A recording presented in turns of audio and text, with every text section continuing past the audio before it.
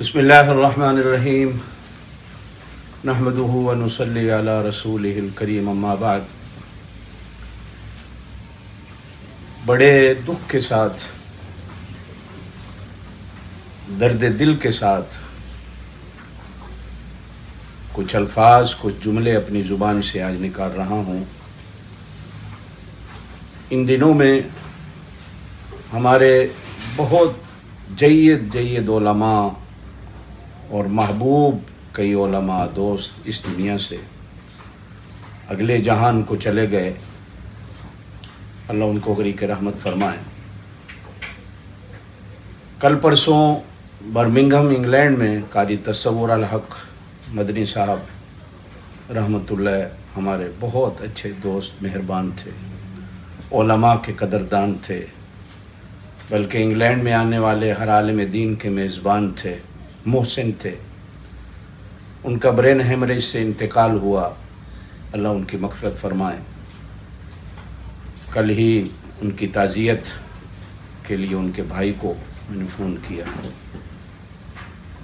درد بھرے دل کے ساتھ۔ کل مولانا عزیز الرحمان صاحب بہلوی رحمۃ اللہ علیہ، جو حضرت خواجہ محمد عبداللہ بہلوی رحمۃ اللہ علیہ کے چھوٹے بیٹے تھے، حضرت خواجہ بہلوی رحمۃ اللہ حضرت شیخ الہند کے شاگرد، مفسر قرآن، بہت بڑے ولی اللہ تھے، شجاع آباد ضلع ملتان میں۔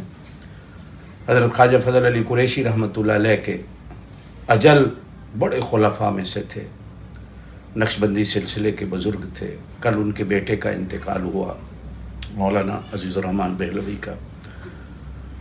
عجیب اتفاق ہے، میں بھی دارالعلوم کبیر والا میں پڑھتا تھا، میرا بچپن تھا، اور یہ بھی اس وقت وہاں پڑھتے تھے۔ یہ کتابوں میں تھے، میں حفظ میں تھا، لیکن ان کی شفقتیں، ان کے ساتھ تعلق بہت اچھا تھا، اللہ ان کو غریق رحمت فرمائے، اللہ ان کو غریق رحمت فرمائے۔ حضرت کے ایک ہی چھوٹے بیٹے یہ زندہ تھے، پہلے بڑے مولانا عبدالحی صاحب رحمۃ اللہ کا انتقال ہو گیا تھا۔ آج صبح مفتی نعیم صاحب محتمم دارالعلوم بنوریہ کراچی کے انتقال کی خبر ملی۔ مرحوم بڑی خوبیوں کے مالک تھے، نڈر، بے باک، بہادر آدمی تھے۔ ان کے مدرسے میں ساری دنیا سے آنے والے طلباء زیر تعلیم تھے، جن کی تعداد کم از کم 4 سے 5 ہزار بنتی ہے، طلباء تھے۔ سائٹ ایریا کراچی میں بہت بڑا مدرسہ ہے۔ میری ان سے بھی خیر صلاح تھی، دعا تھی، سلام دعا تھی۔ ان کا بھی آج انتقال کی خبر ملی۔ ان کے علاوہ اور بھی کئی دیگر علماء کرام ان 2-3 مہینوں کے اندر اس دنیا سے رخصت ہو گئے۔ اللہ تمام کی مغفرت فرمائے، اللہ تمام کو اعلیٰ علیین جنت الفردوس میں جگہ دے، اور اللہ پاک پسماندگان کو صبر جمیل نصیب فرمائے۔ سبحان ربک رب العزت عما یصفون وسلام علی المرسلین والحمد